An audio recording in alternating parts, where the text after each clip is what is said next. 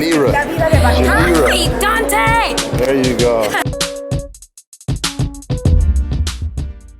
Well, I mean, I talked to Canelo's trainer right before the con fight, and they said they weren't going to fight at middleweight for at least another 2 to 3 more fights. So, I don't know. You being the smart journalist, who the heck is he going to fight at 155? That's a middleweight's going to come down to 155.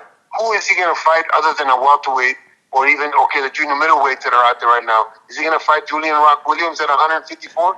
Probably not. And probably not. Who is he Yeah. going to fight?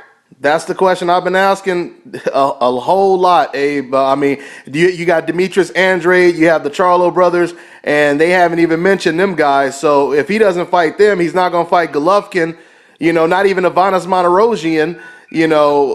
Like I said, who does he fight? Another welterweight? Right. Who? So if they're talking about legacy or they're talking about history, he can't continue to do that and keep shoving it down our throats. And think that we're going to accept that. So if he's going to fight Pacquiao, can you imagine that? I mean, that's crazy. Yeah. If Pacquiao's not going to come up to 55, I don't see the middleweights going down to 55. I could see the junior middleweights fighting him at 55, but then it won't be for their belt. So what's the purpose? Yeah. Hey, Abe, I think he might get a lot of backlash on this situation he's in, especially when you putting it that way. Well, I hope that when I was in Vegas for that week of the fight, a con fight, the journalists were not asking politically correct questions. They were asking about Golovkin and the promises he made, and the promises he made after the fight too, about getting the gloves on right now, we'll get it on. I'll fight him at 160. All those things that he said, now the journalists just need to keep pressure on him and keep asking the questions. You're not trying to force him to do anything. Just ask the question. Just who the heck you're going to fight and how is that going to be justified? Yeah, absolutely. Those will definitely be some questions I'm asking next time I see him. Hey, I'd like to hear the answers myself. They're not going to allow Canelo to just once again pick a welterweight, and especially if Manny Pacquiao, if he doesn't take the fight, there's nowhere for Canelo to go.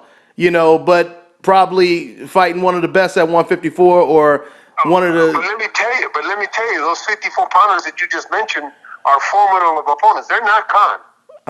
Of course. They're good fighters. Andrade, are you kidding me? Andrade, as athletic as he is, you'll make him look silly.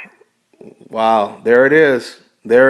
And I don't know if that's the reason why. Well, I'm not gonna say I don't know, but I'm assuming that's the reason why they haven't even mentioned Demetrius Andrade. Let's not even beat around the bush. Right. Now, Julian Rock Williams is not really tested yet, but he's a heck of a little fighter too. Yeah. So is it Julian? Who is it? Yeah. If he doesn't fight any of those guys, it's going to be a lot of backlash. That's all I know.